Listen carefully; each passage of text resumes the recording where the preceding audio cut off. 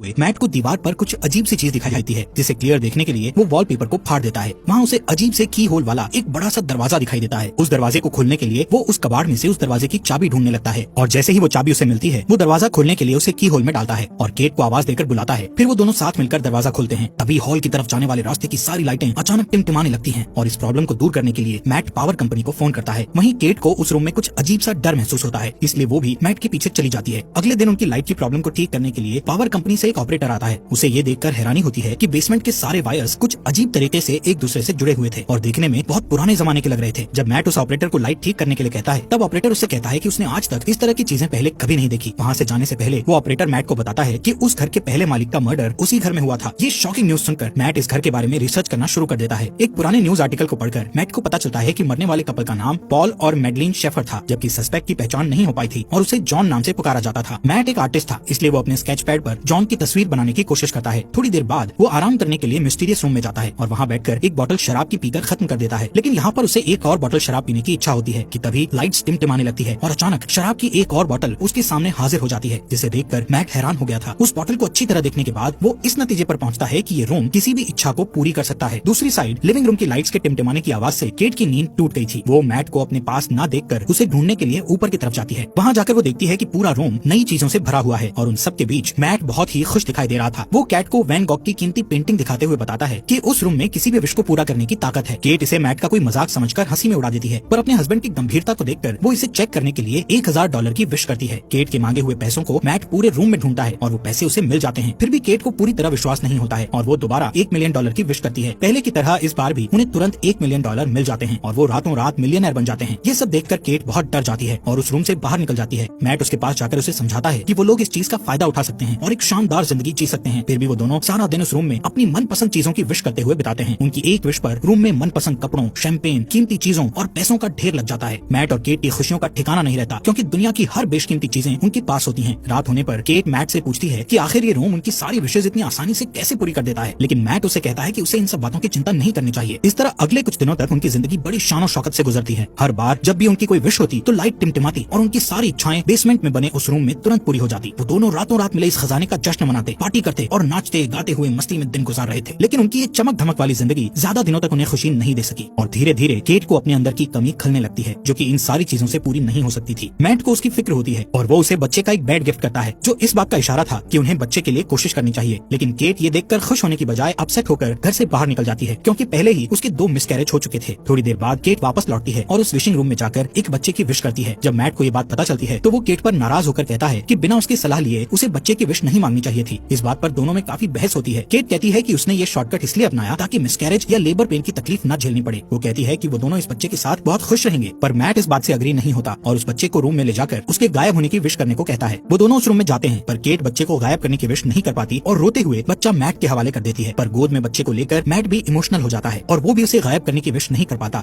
और बच्चे को वापस केट की गोद में डाल देता है। आखिरकार दोनों बच्चे को अपने पास रखने के लिए राजी हो जाते हैं और इस तरह दोनों रातों रात पेरेंट्स बन जाते हैं। सीन शिफ्ट होता है और हम देखते हैं कि मैट की नजर अपने अधूरे ड्राइंग पर पड़ती है, जिसमें वो जॉन का चेहरा बना रहा था। उसे देखकर वो फिर से अपने रिसर्च में लग जाता है और उसे पता चलता है कि वो सस्पेक्ट मर्डरर अभी भी जिंदा है और किसी साइकेट्रिक हॉस्पिटल में मौजूद है। एक दूसरे न्यूज आर्टिकल के मुताबिक जॉन का कहना था कि उससे ये मर्डर उस रूम ने ही करवाया था। ये जानने के तुरंत बाद ही मैट जॉन से मिलने के लिए निकल पड़ता है ताकि उससे उस रूम के बारे में और ज्यादा जानकारी हासिल कर सके। हॉस्पिटल पहुंचने पर नर्स उसे वार्न करती है कि लास्ट 45 सालों में न्यूज रिपोर्टर्स के अलावा कोई भी जॉन से मिलने नहीं आया। ये सुनकर मैट खुद को भी एक रिपोर्टर के रूप में पेश करता है। आखिरकार बूढ़े हो चुके जॉन के साथ मैट की फेस टू फेस मुलाकात होती है और वो उससे उस घर और खासकर उस मिस्टीरियस रूम के बारे में पूछने लगता है। चेहरे पर एक शैतानी मुस्कुराहट के साथ जॉन उसे बताता है कि वो इस पल का बरसों से इंतजार कर रहा था। जब मैट उससे शेफर को मारने की वजह पूछता है तब वो कहता है कि इसके अलावा उसके पास और कोई चारा नहीं था। फिर बात को बदलते हुए वो मैट को जितनी जल्दी हो सके उस घर को छोड़ देने के लिए कहता है और कहता है कि जिस इंसान की इच्छाएं पूरी नहीं होती उससे ज्यादा खतरनाक वो इंसान होता है जिसकी सारी इच्छाएं पूरी हो जाती हैं। इसके बाद मैट घर लौटते वक्त एक गैस स्टेशन पर गैस डलवाने के लिए रुकता है, पर जैसे ही वो अपने वॉलेट से पैसे निकालता है तो देखता है कि उसके सारे पैसे डस्ट बन जाते हैं। ये देखकर वो तुरंत घर पहुंचता है और इस बात को कंफर्म करने के लिए उस रूम में रखे सारे पैसों को बाहर फेंक देता है। साथ ही वैन गॉग की उस पेंटिंग को भी दरवाजे के बाहर रख देता है। फिर उन सारी चीजों को डस्ट में बदलते हुए देखकर वो समझ जाता है कि वो लोग उस रूम से मिली किसी भी चीज को घर के बाहर नहीं ले जा सकते, नहीं तो वो सारी चीजें डस्ट में बदल जाएंगी। मैट गुस्से में दीवार को तोड़ देता है ताकि रूम की मिस्ट्री को जान सके, पर उसके अंदर उसे उलझी हुई वायर्स के सिवा कुछ नहीं दिखाई देता। उन वायर्स को ट्रैक करना मैट के लिए नामुमकिन था। फिर वो दीवार पर लगे कुछ वॉलपेपर्स को फाड़ता है तो उसे वहाँ उस घर का मैप दिखाई देता है, जिसमें उसे सारे वायर्स के कनेक्शन की जानकारी मिलती है। इसी बीच केट बच्चे को गोद में लिए बाहर की तरफ चली जाती है, पर मैट उसे ये कहकर रोक देता है कि बच्चे को बाहर ले जाना सेफ नहीं है। वो उसे असल वजह नहीं बता पाता। कुछ दिनों बाद एक दिन बच्चा किसी दर्द की वजह से जोर जोर से रोने लगता है और केट से नहीं संभलता। तब मैट उसकी हेल्प करने के लिए बच्चे को गोद में ले लेता है और उसे चुप कराने के लिए बाहर निकल जाता है। पर कुछ ही सेकंड्स में वो बच्चा बड़ा होने लगता है और जब वो लोग वापस घर में घुसते हैं तो देखते हैं कि वो एक बड़ा बच्चा बन चुका था। उस रात मैट केट को बताता है कि वो रोम उनकी हर विश को पूरी कर सकता है, पर वो उसकी दी हुई चीजों को घर से बाहर नहीं निकाल सकते, वरना वो चीजें पुरानी होकर डस्ट में बदल जाएंगी। ये सुनकर केट को बहुत दुख होता है और वो कहती है कि उनका बच्चा कोई सामान नहीं है जिसे वो लोग बाहर नहीं ले जा सकते। उसे अपने बच्चे से बहुत लगाव होता है। वो उसे अपना बेटा ही मानती है और उसका नाम शेन रखती है। अगले कुछ दिनों तक केट शेन को घर पर ही पढ़ाती है और उसे समझाती है कि वो घर के बाहर नहीं जा सकता क्योंकि बाहर डेंजरस जर्म्स हैं जो उसे नुकसान पहुंचा सकते हैं। एक दिन जब केट उसे पढ़ा रही होती है तो वो बाहर जाने की जिद करने लगता है। वो कहता है कि उसने जिंदगी में एक बार भी घर के बाहर कदम नहीं रखा। उसे घर के अंदर सिर्फ दीवारें देखना अच्छा नहीं लगता था, लेकिन केट उसकी सेफ्टी के लिए उसे बाहर नहीं जाने दे सकती थी। इसलिए वो हर बार घर के अंदर आते और घर से बाहर जाते समय दरवाजे पर ताला लगा दिया करती थी ताकि शेन गलती से बाहर कदम ना रख सके। एक दिन उसे मैट का ऑर्डर दिया हुआ एक पैकेज मिलता है तो वो उसे लाकर मैट को दे देती है, पर गलती से फ्रंट डोर लॉक करना भूल जाती है। मैट को पार्सल के अंदर एक ब्रांड न्यू गन मिलती है जिसे वो संभाल कर रख देता है। इस बीच केट पियानो बजाने में बिजी हो जाती है और मौके का फायदा उठाकर शेन चुपके से फ्रंट डोर की तरफ बढ़ता है। वो बाहर की दुनिया देखने के लिए बहुत एक्साइटेड था, इसलिए अपने हाथ को दरवाजे से बाहर निकालकर ताजी हवा को महसूस करता है कि तभी केट की नजर उस पर पड़ती है। वो दौड़कर उसके पास जाती है और अपने बेटे को गले लगा लेती है। उसे सही सलामत देखकर केट को राहत मिलती है। फिर मैट और केट दोनों मिलकर शेन को बाहर जाने से रोकने के लिए पूरे घर की खिड़कियों में लकड़ी के तख्ते लगा देते हैं। उस रात केट की नींद खुलती है तो वो देखती है कि शेन उसकी बेड के पास खड़ा है और वो उससे उसके पास सोने की परमिशन मांगता है। फिर शेन उससे कहता है कि वो हमेशा उसके साथ रहना चाहता है, जिसे सुनकर वो प्यार से उसे अपने गले लगा लेती है। शेन को उसकी बातों से तसल्ली नहीं मिलती और वो कुछ सोचने लगता है। फिर हम देखते हैं कि अगले कुछ दिन मैट अपने गन से शूटिंग की प्रैक्टिस करता रहता है। एक दिन जब वो प्रैक्टिस के बाद घर आता है तो देखता है कि शेन अपने आर्ट स्टूडियो के अंदर स्नो ग्लोब बनाकर खेल रहा है। वो शेन को सख्ती से गेम छोड़कर जाने के लिए कहता है। उसकी डांट सुनकर शेन के हाथ से स्नो ग्लोब गिरकर टूट जाता है। दरअसल मैट ने अभी तक शेन को अपना बेटा नहीं माना था, इसलिए वो उसके साथ बेरुखी से बात करता था। इधर ग्लोब टूटने की आवाज सुनकर केट तुरंत वहाँ पहुँचती है और अपने बेटे के साथ बाप जैसा बिहेव नहीं करने के लिए मैट से बहस करने लगती है। उस रात घर के अंदर चारों तरफ चक्कर लगाते हुए शेन को एक मैप मिलता है जिसे फॉलो करके वो बेसमेंट में पहुंच जाता है जहां उलझी हुई वायर्स के बीच मेन पावर सोर्स था। उन सब से गुजरते हुए वो आखिर उस रूम तक पहुंच जाता है। रात भर पूरे घर में लाइट्स टिमटिमाती रहती है, पर मैट और केट नींद में होने के कारण कुछ नोटिस नहीं कर पाते। अगली सुबह जब मैट की नींद खुलती है तो उसे अपने बगल में एक नया स्नो ग्लोब पड़ा दिखाई देता है और इसके साथ ही टूटा हुआ ग्लोब कुछ दूरी पर रखा हुआ मिलता है। उसी वक्त लाइट्स को टिमटिमाते देखकर वो समझ जाता है कि क्या हो रहा है और तुरंत अपनी वाइफ को जगाता है। दोनों रूम की तरफ भागते हैं और वहाँ जाकर हैरान रह जाते हैं। शेन ने विश करके रूम के अंदर ही एक बड़ा सा आउटडोर एरिया क्रिएट कर लिया था। अब वहाँ रूम की बंद छत और दीवारों की जगह खुला आसमान और एक बहुत बड़ा फॉरेस्ट था जहाँ शेन स्नोमैन बनाने में बिजी था। केट अपने बेटे की बनाई हुई शानदार दुनिया को देखकर खुशी से इमोशनल हो जाती है और उसके साथ खेलने लगती है, जबकि मैट को बहुत गुस्सा आता है और वो उसे हाथ पकड़कर वापस घर के अंदर ले आता है। इस घटना से दोनों के बीच शेन को रूम में जाने और खेलने देने की बात पर बहस होने लगती है। मैट कहता है कि ये खतरनाक हो सकता है, पर केट को ऐसा नहीं लगता। उनकी बहस चलती रहती है कि तभी फोन की घंटी बजती है और परमिशन नहीं होने के बावजूद शेन फोन उठा लेता है, पर जल्दी ही मैट उससे फोन छीनकर खुद बात करने लगता है। दूसरी तरफ जॉन की आवाज सुनकर उसे हैरानी होती है। शेन से बात करके जॉन को पता चल चुका था कि उन लोगों ने एक बच्चे की विश की थी। उधर किचन में रखे एक दूसरे फोन से केट उन दोनों की सारी बातें चुपके से सुन लेती है। जॉन उससे कहता है कि शेन को बाहर की दुनिया में आजादी से घूमने देने के लिए उसे केट की जिंदगी की कुर्बानी देनी पड़ेगी, यानी जब केट मर जाएगी तो शेन पूरी तरह से आजाद हो जाएगा और एक नॉर्मल इंसान की तरह जी सकेगा। फिर उसकी उम्र भी नॉर्मल इंसान की तरह ही बढ़ेगी। वो मैट को ये राज भी बताता है कि वो भी रोम का ही दिया हुआ एक बच्चा था। तब उसकी माँ ने उसके बाप को मार डाला था और उसे बड़ा करके खुद को मारने के लिए कहा था ताकि उसका बेटा आजाद हो सके। फिर वो मैट से कहता है कि उसके पास दो ऑप्शंस हैं, या तो वो केट को मारकर शेन को बचा सकता है या फिर शेन को मारकर केट को बचा सकता है। ये सारी बातें सुनकर केट को बहुत दुख होता है और वो घर छोड़कर चली जाती है, जिससे मैट को उसकी फिक्र होने लगती है। केट खुद को मारने के लिए अपनी कार का एक्सीडेंट करना चाहती थी, पर वो ऐसा नहीं कर पाती। इधर घर पर शेन के साथ मैट का बिहेवियर पागलों जैसा हो जाता है और वो उसकी सारी चीजें फेंक देता है, यहाँ तक कि उसका स्टूडियो तक तहस नहस कर डालता है। फिर थोड़ी देर बाद वो शेन के लिए डिनर तैयार करता है, जो कि कुछ दूर रखे डाइनिंग टेबल पर बैठा होता है। शेन उससे ढेर सारे सवाल पूछने लगता है, जिससे चिढ़कर वो शेन को बता देता है कि वो उनका असली बेटा नहीं है और न ही उसके कोई पेरेंट्स हैं। इतना ही नहीं, वो गुस्से में आकर शेन को फ्रंट डोर से बाहर निकाल देता है, पर शेन डरकर वापस ऊपर चला जाता है। कुछ ही देर में मैट को अपनी गलती का एहसास होता है और वो शेन के रूम में जाकर उससे माफी मांगने लगता है। फिर शेन उसे स्टोरी पढ़कर सुनाने को कहता है और सारी रात वो दोनों साथ में सोते हैं। जब केट वापस घर लौटती है तो उन दोनों को एक साथ सोते देखकर उसे बहुत अच्छा लगता है। उस रात मैट और केट दोनों इंटीमेसी में बिजी होते हैं कि शेन छुप कर उन्हें देख लेता है। फिर वो उनके सोने का इंतजार करता है और जैसे ही वो सोते हैं शेन चुपके से फ्रंट डोर की चाबी चुरा लेता है। अगले दिन सुबह मैट और केट फ्रंट डोर को खुला देखकर समझ जाते हैं कि शेन बाहर गया होगा। तभी घर के एक अलग हिस्से में शेन को देखकर दोनों हैरान हो जाते हैं, क्योंकि शेन अब जवान हो चुका था, लेकिन उसका दिमाग अभी भी बच्चों जैसा था। वो अपने पेरेंट्स की तरफ गन पॉइंट करके उन्हें धमकाता है तो केट उसे समझाने की कोशिश करती है। इसी बीच मैट शेन के ऊपर कूद पड़ता है और दोनों में फाइट होने लगती है। उधर केट उनकी लड़ाई की वजह से जमीन पर गिरकर बेहोश हो जाती है। कुछ देर बाद मैट उसे जगाते हुए बताता है कि शेन को गलती से गोली लगने के कारण वो मर गया। इस खबर से दुखी होकर केट रोते हुए घर से बाहर निकल निकल जाती है। मैट उसे तसल्ली देकर वापस घर में